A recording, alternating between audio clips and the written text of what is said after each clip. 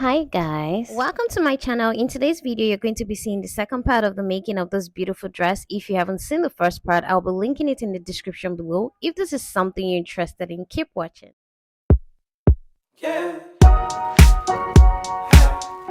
I'm using this damask fabric to make this dress. So the first pattern I'm cutting will be on fold. So this is the center front part and I'm cutting the side. So ensure that you're placing it like so. I cut two pieces of this and now I'm going ahead to cut out the back, and I've divided the patterns to four. I'm cutting out the second and the first pattern like so. I'm going ahead to open up the side back and cut out the center back of the skirt. So this is the skirt, the down part, which I'm cutting. Ensure to remove every pieces, unnecessary pieces intake that is there. So for the center front and the side front, I'll be adding a stay at that bust area so that when you're done sewing to give it a good form. I've gone ahead to cut out four pieces of this part, that is for the front and for the back, and I'll be adding a stay to it as well. So I've gone ahead to cut out all the patterns and these are everything. So I've placed the stay on the parts that are necessary.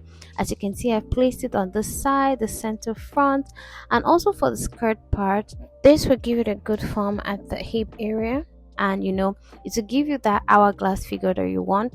For the center back, I cut out two pieces of the same fabric because I won't be using lining for this. And for the back, the skirt back, I cut it on fold, and for the side back I cut two pieces. So I'll be cutting out lining in some parts, not all, but here are the parts that I cut out lining on them. So this is how you're going to be cutting this part out. For the center front and side front, I'll be placing it like so and stitching 0.5 inches on the side. So you can go straight to your machine and stitch it like so. I've gone ahead to stitch the part. So this is how it looks now. So what I'll be doing now is to notch those parts. So as soon as I'm done notching it, I'll go ahead to iron that part. So that will make it very flat. So you can use your tailor's ham to place it on, to place the bustier on it and press it down very well so it will be smooth. To place the skirt on the side, you have to join it from the down part. So I'll just be turning it like this and stitching 0.5 inches from this point up to this point. So once that is done, I'm going to tuck it like so. I would also like to say that I eventually stitched it up to this part so that it will be easier for me to join. So after that is done, I actually turned it this way and I made sure I took the measurement of my seam allowance before doing anything further. So I'll just go ahead to mark out my seam allowance there. I remember 1 inch is above, so there's 1 inch allowance at the top. So I'll be measuring 1.5 inch down like so. So this part is very technical, so you have to be very calm when you're doing this. So I went ahead to measure 2.5 inch allowance for the pleats, which I'm marking like so, and I actually got the midpoint of that 2.5 so that I can be able to tuck it. After tucking it, I went ahead to pin it down. So remember that the skirt part was a little bit above 1 inch, the allowance that I put there. So that's why I'm placing it like so. So I'm measuring 1.5 inches. So as soon as you're done, stitching this down, try as much as possible to cut out the excess. So now you can actually stitch it like this, curved. Now the next step is actually similar to the first. So you pin down the pleat like so and use the front sloper as your guideline. So initially you can remember that we didn't use the front sloper to slash and spread, so I'll be using this as my guide. Go ahead to mark it out like this, and once you're done you can actually stitch it easily. So you can go ahead to use this step or the first step. And here's how it looks by the time I was done. As you can see, the pleats laid flat, so you make sure that yours is joined properly like so. So I'll go ahead to flip it to the other side. As you can see, there's a bit of excess there, so I'll just go ahead and trim it out. And now that I've trimmed it out, I'll go ahead to press it flat. So make sure you're pressing it properly, and then we go ahead to join the lining. So the lining process will be different because I won't be joining it like the way I joined the fabric. So I'll just go ahead to use the front of the pattern to cut out the skirt, the front skirt pattern. So I'll just be joining it directly like so that it won't have issues joining it. So that's what I'll be doing now. So place them on both sides like so and join them. After joining it, make sure you give it a good press. So I'll just go ahead and do that. For the center back of the fabric, remember we cut two pieces of the fabric, so we're not going to be using lining for this. So for this process, I'm just going to be placing them together. Make sure you place right sides on right sides and you stitch it down. So I'll be stitching it at the top 0.5 inches and turn it. I went ahead to cut out the strap to create a loophole for the back. So the width is 1.5 inches and you can use your preferred length for this. So I'll be folding it like so and folding it again, which I'll be stitching down. So ensure you do that as well. So I'll be cutting this into 14, and the length will be like 2 inches long. So I'm going to be cutting this like 14 times to create those loopholes. So you can cut it like so as well. After cutting them out, I'll go ahead to stitch the side back. So I'll be stitching them like so. Remember, I've already stitched the center back, so I'll just go ahead to stitch the side back like so, the way I did the center back. So just 0.5 inches at the top, and once you're done, you can go ahead to put your loopholes by the center back. So you're going to be putting it at the sides. So I'll be placing it like so. So ensure to place it at the top like this, and you can go ahead to put the rest like 1 inch away from each other. So depending on how much you want yours to be, but I'll be using 7 loopholes for this. I'll be making here at most 6. To stitch the holes, you just place it like so and open up the side back. So ensure that you've gone ahead to hand tack the loopholes at most 6. Then once you're ready to stitch, you just place it like so, and use the lining to close that up.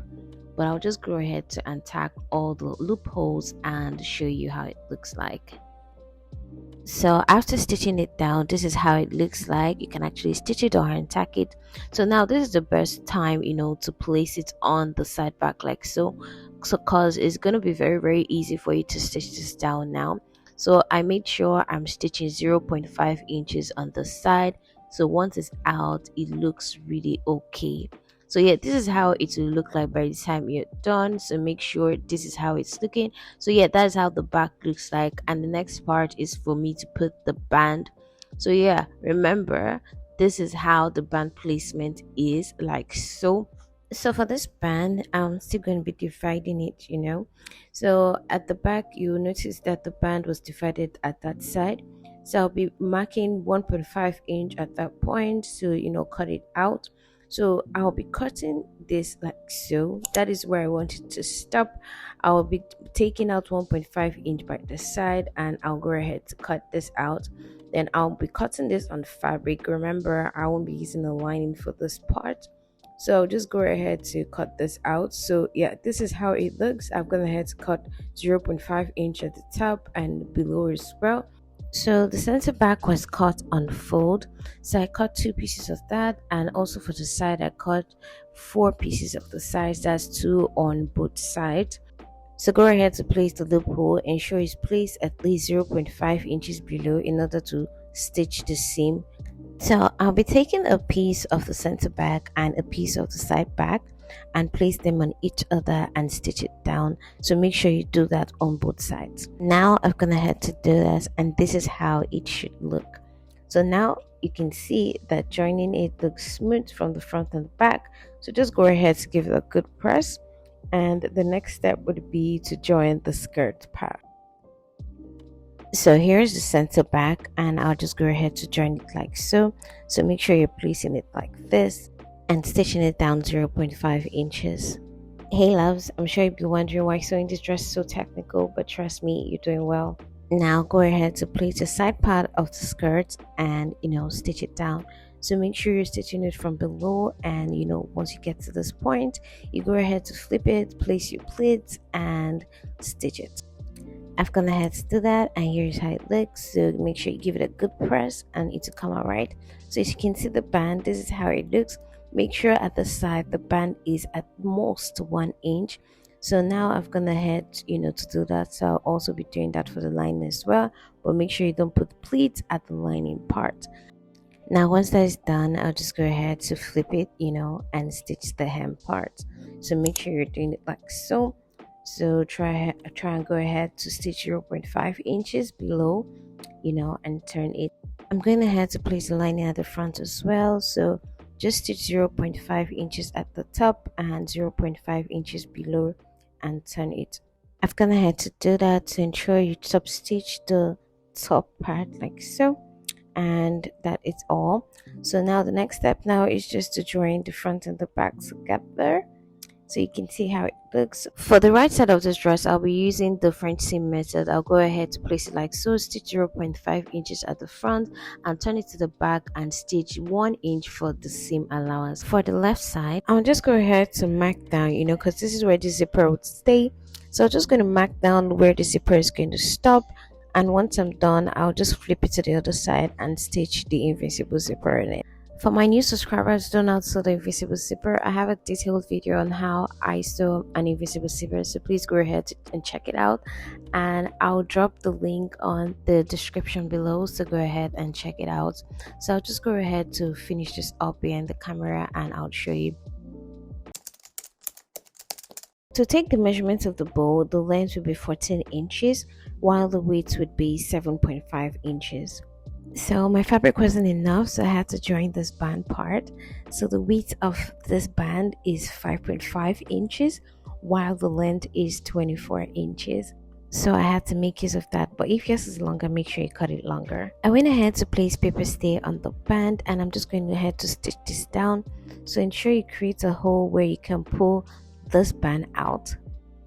I put the stay on the bow part, so I'll be also be doing the same thing for this part. I'll be stitching this and creating a hole at the top. So just go ahead to do that, and this band is just to hold the bow and the other band together. So yeah, make sure you have this. So I've gone ahead to stitch this part down, and I've already created the hole for this. So I'll just be pulling this inside out, so make sure you're doing it like so. I'll go ahead to do that for the other one as well. So I've given it a good press, and this is how it looks. So for the bow, I'll just be holding it down like this using a thread. So once you're done doing this, you just go ahead to get like a thread and hold it down. So this is how I'll be placing it on the bow. So make sure you're doing the same thing. So once I do that, I will make sure it's really tight and firm. I'll go ahead to tie it down like this. Then for the band, I'll ensure I get the midpoint of this, then join them together like so, and use the strap to hold it down.